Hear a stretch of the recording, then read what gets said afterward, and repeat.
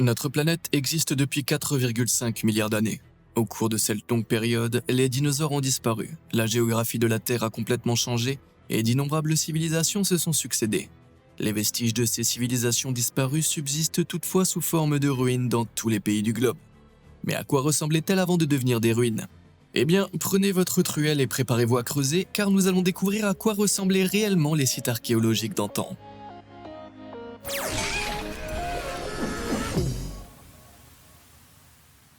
Citadelle vertigineuse.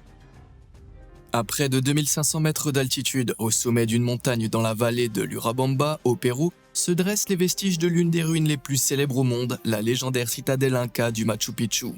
Mais lorsqu'elle a été découverte en 1911 par l'explorateur américain Hiram Bingham, elle était à peine reconnaissable comme une citadelle.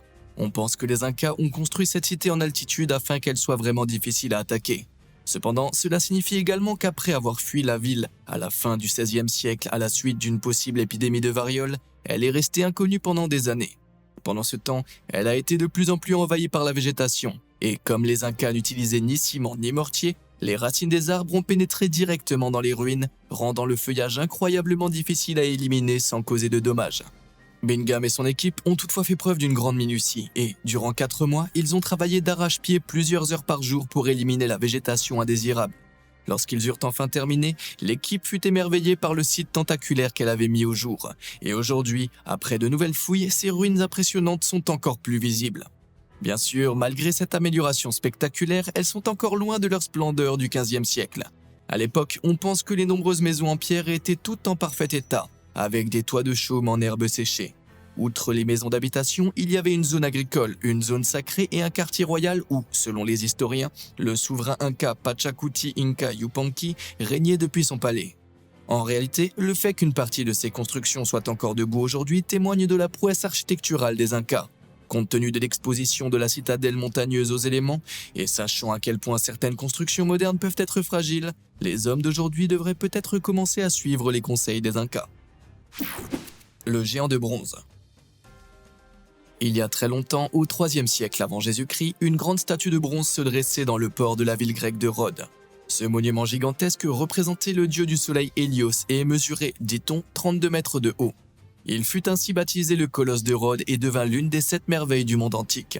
Malheureusement, le colosse ne tint debout que 54 ans avant qu'un violent tremblement de terre en 226 avant Jésus-Christ ne le renverse et ne le brise en morceaux. Malgré cela, les vestiges détruits restèrent une attraction touristique populaire pendant des siècles. Jusqu'en 654 après Jésus-Christ, lorsque les forces arabes envahirent Rhodes et emportèrent les fragments du colosse pour les fondre et les vendre. Comment ont-ils fait ? Avec une armée de 900 chameaux, bien sûr. Malheureusement, aujourd'hui, il n'y a plus rien à l'endroit où se dressait autrefois la grande statue. Mais si vous connaissez bien le colosse de Rhodes, vous serez peut-être surpris d'apprendre que, malgré l'image célèbre du représentant à cheval sur le port, cela ne s'est jamais produit. Cette image emblématique est en fait apparue des siècles plus tard et a été diffusée par des historiens du Moyen-Âge qui n'avaient jamais vu le monument. Le port lui-même a presque la même largeur qu'un terrain de football américain. Pour être proportionnellement exact, la statue aurait donc dû mesurer 500 mètres de haut. Cela était tout simplement impossible à l'époque. Même aujourd'hui, la statue de l'Unité en Inde, qui est la plus haute statue du monde, ne mesure que 182 mètres, soit près de 3 fois moins. Il est donc beaucoup plus probable que le colosse ait ressemblé à ceci. Ce n'est pas aussi impressionnant, mais désolé, on ne peut pas devenir omniscient sans briser quelques rêves en cours de route. Et vous ne deviendrez jamais omniscient si vous ne cliquez pas sur les boutons j'aime et s'abonner ci-dessous. Ainsi, vous ne manquerez plus jamais aucune de mes incroyables vidéos basées sur des faits réels. Bon, où est-ce qu'on en était ? La folie en Italie. De toutes les catastrophes naturelles répertoriées dans l'histoire, l'éruption du Vésuve en Italie en 79 après Jésus-Christ a marqué les esprits comme aucun autre. Le nuage de cendres qui s'en est suivi s'est abattu sur le volcan et a complètement recouvert la ville voisine de Pompéi, anéantissant toute une communauté d'un seul coup. Ce n'est que près de 1700 ans plus tard que les archéologues ont finalement mis à jour l'ancienne ville romaine, et ils ont été très surpris. Malgré tout ce temps, l'épaisse couche de cendres avait tout préservé. Tellement bien en fait que la majeure partie de la ville est encore reconnaissable. Les murs, les bâtiments, les rues pavées et même certaines œuvres d'art sont restées remarquablement intactes malgré le temps. Et regardez l'état de cette rue. Certaines choses ne changent vraiment pas. Cela dit, ça n'a plus rien à voir avec la ville animée de 12 000 habitants qui existait depuis de nombreuses années avant l'éruption fatidique. Cette municipalité dynamique disposait d'un amphithéâtre, d'un gymnase, d'un port et même d'un système d'approvisionnement en eau complexe. Elle comportait également de nombreux temples dédiés aux différents dieux romains, dont le temple de Jupiter. Malheureusement, celui-ci a été détruit par un tremblement de terre en 62 après Jésus-Christ, et aujourd'hui, il n'en reste que des vestiges. Quoi qu'il en soit, Pompéi reste un lieu étonnant à visiter si vous osez vous approcher du Vésuve. Le vrai mur. Si vous avez déjà vu Game of Thrones, vous connaissez certainement le mur, cette gigantesque mégastructure de glace construite pour protéger le nord de Westeros des menaces. Mais saviez-vous qu'il s'inspire d'un mur réel situé au nord de l'Angleterre ? En effet, si vous vous y rendez aujourd'hui, vous trouverez les ruines du mur d'Adrienne, une immense structure de 118 km de long qui s'étend d'un côté à l'autre. Il remonte à l'an 122 après Jésus-Christ lorsque l'empereur romain Hadrien ordonna sa construction afin de séparer l'Empire romain en Grande-Bretagne des barbares du Nord. Ça vous semble familier ? Le véritable mur était toutefois fait de pierre et non de glace, et il n'était pas tout à fait aussi haut que la barrière fictive de George R.R. Martin. Il était cependant beaucoup plus imposant que les maigres vestiges qui subsistent aujourd'hui. Atteignant près de 6 mètres de haut à certains endroits, cette barricade imposante était impressionnante à voir. Et ce n'était pas seulement un mur. À la fin du IVe siècle, pas moins de 80 forts appelés Mile Castles avaient également été construits le long de celui-ci. En plus de ceci, cette vaste structure comprenait également 17 forts plus grands et de nombreuses tours d'observation pour s'assurer que rien ne se passe. Cependant, lorsque les Romains ont quitté la Grande-Bretagne au début du 5e siècle, le mur est rapidement tombé en ruine. Les gens ont commencé à le piller en enlevant les gros morceaux de pierre pour les utiliser dans la construction d'autres bâtiments tels que des églises, des fermes et des maisons. Et bien que cette pratique ait pris fin au 19e siècle, le mal était déjà fait. Là où se dressaient autrefois d'imposants Mile Castles, il ne reste aujourd'hui que des fragments de pierre à la hauteur de taille. Heureusement que les marcheurs blancs n'existent pas vraiment. De Néron à zéro. Il est évident que les empereurs de la Rome antique n'étaient pas les personnes les plus humbles qui soient, mais comparé à l'empereur Néron, les autres ressemblent à des saints. En effet, Néron, qui est devenu empereur en 54 après Jésus-Christ, s'est fait construire un palais colossal au cœur de Rome, couvrant près d'1 km². C'est environ 3 fois la taille de toute la cité du Vatican. Construit en pierre et en marbre entre 64 et 68 après Jésus-Christ, ce palais extravagant comptait 150 pièces en surface et en sous-sol, ainsi qu'une piscine et une énorme statue de 30 mètres représentant l'empereur lui-même. Comme si ça ne suffisait pas, toutes les pièces étaient recouvertes du sol au plafond d'or et de pierres précieuses, de coquillages et encore de perles. Il fut donc logiquement baptisé Domus Aurea ou Maison dorée pour ceux d'entre nous qui ne sont pas très versés en latin. Mais de toutes ces pièces, la salle octogonale était de loin la plus grandiose. Cette incroyable salle servait de salle de banquet et comportait 5 salles à manger qui en découlaient, avec des cascades ruisselant sur les murs du fond. Des pétales de fleurs et du parfum étaient également disposés pour tomber du plafond richement décoré, mais ce qui était vraiment étonnant dans la salle octogonale, c'est qu'elle tournait. Ouais, vous avez bien lu. Jour et nuit, cette salle à manger flamboyante tournait autour de son axe, tandis que des pétales tombaient du plafond et que des cascades dévalaient tout autour. Et chose incroyable, les archéologues estiment que ce mécanisme majestueux était entièrement alimenté par l'eau. Toute cette extravagance narcissique n'a cependant pas rendu Néron populaire, et ses successeurs ont donc voulu se distancier autant que possible de lui. Ils ont donc sauvagement dépouillé tout le palais de ses matériaux et de ses richesses, et ont même comblé la plupart de ses salles souterraines afin de construire par-dessus. Malheureusement, cela signifie que, bien que la structure principale ait survécu, le palais est loin d'être le grand complexe qu'il était autrefois.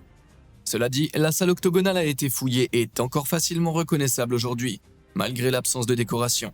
Je me demande si on pourrait le réactiver et le transformer en une sorte de carrousel historique démentiel. Le Parthénon pillé. Les anciens Romains n'étaient pas la seule civilisation à apprécier un peu d'opulence. À l'apogée de l'Empire grec antique, entre 447 et 432 avant Jésus-Christ, l'un des temples les plus emblématiques de l'histoire a été construit au sommet de la citadelle religieuse d'Athènes, l'Acropole. Connu simplement sous le nom de Parthénon, ce temple de plus de 2000 m² était soutenu par 65 colonnes de marbre, au-dessus desquelles se trouvaient des frises exquises et vivement peintes. Le plus impressionnant était la statue de 12 mètres de haut représentant Athéna, la déesse grecque de la sagesse et de la guerre qui montait la garde à l'intérieur du temple. Elle était faite d'or et d'ivoire et devait être spectaculaire à voir, mais au 5e siècle après Jésus-Christ, elle avait disparu. Nous ne savons pas exactement ce qui s'est passé, mais elle a peut-être été pillée par les Byzantins chrétiens, c'est-à-dire l'Empire romain d'Orient, qui ont ensuite conquis la Grèce au 6e siècle après Jésus-Christ.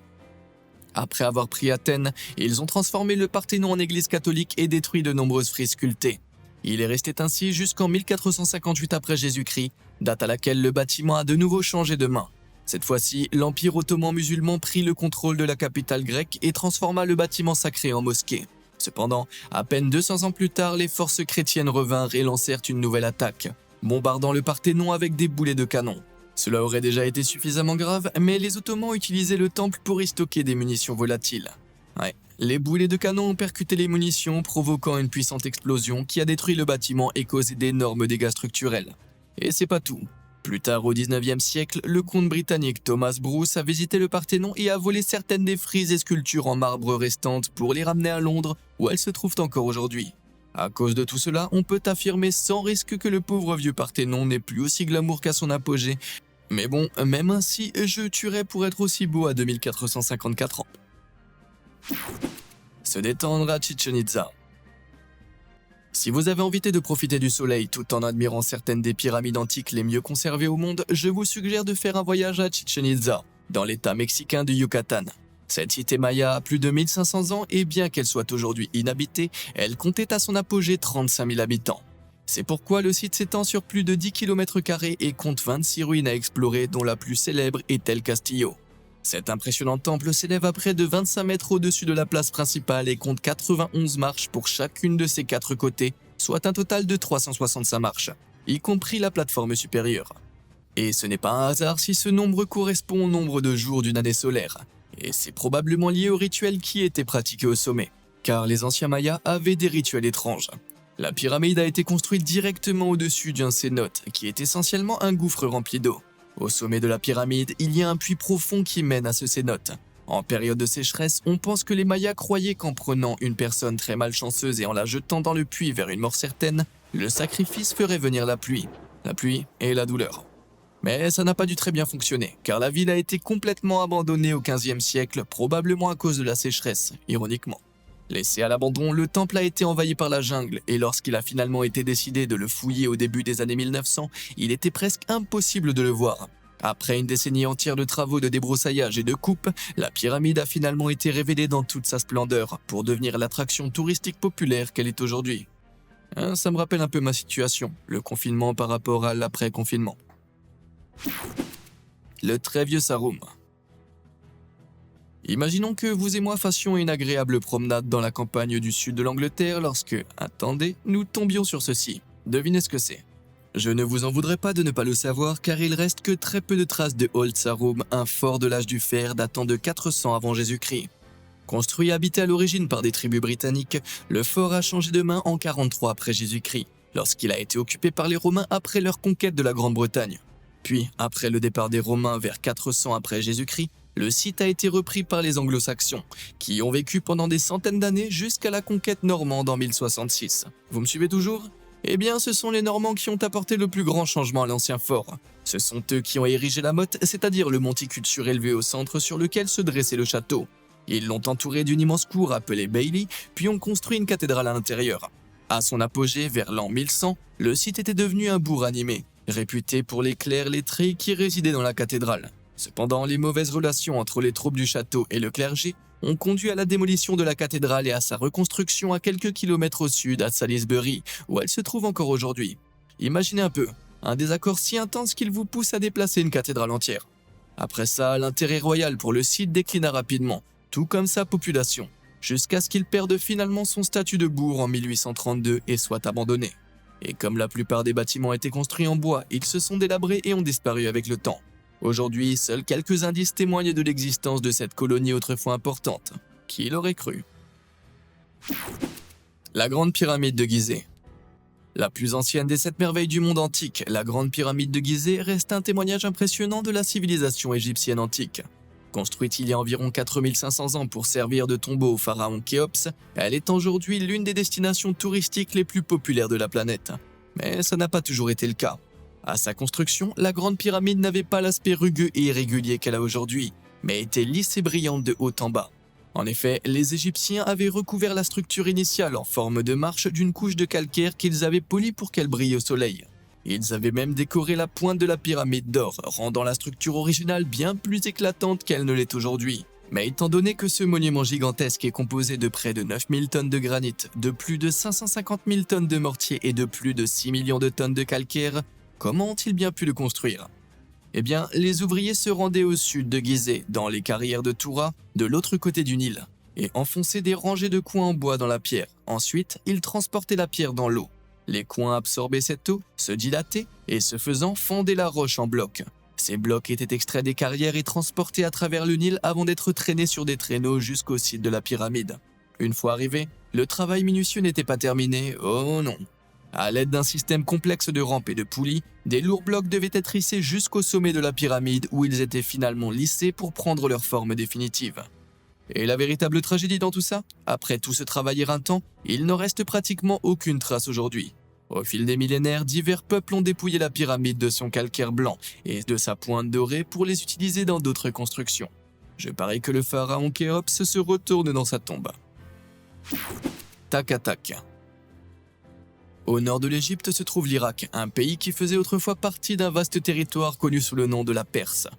Et à 35 km au sud-est de la capitale irakienne, Bagdad, d'étranges ruines anciennes émergent du sol.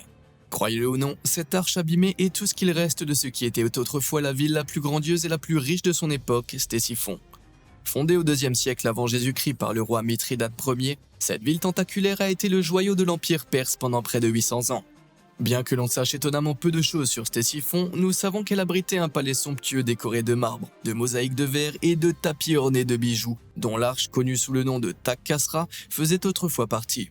Aujourd'hui encore, elle reste la plus grande arche à travée unique au monde.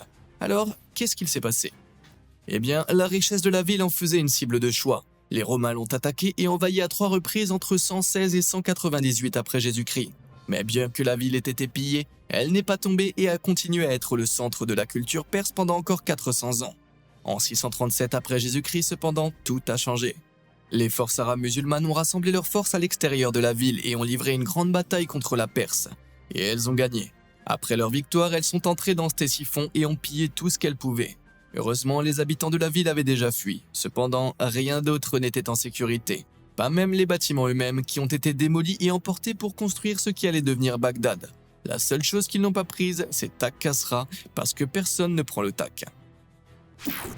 Le Colisée colossal.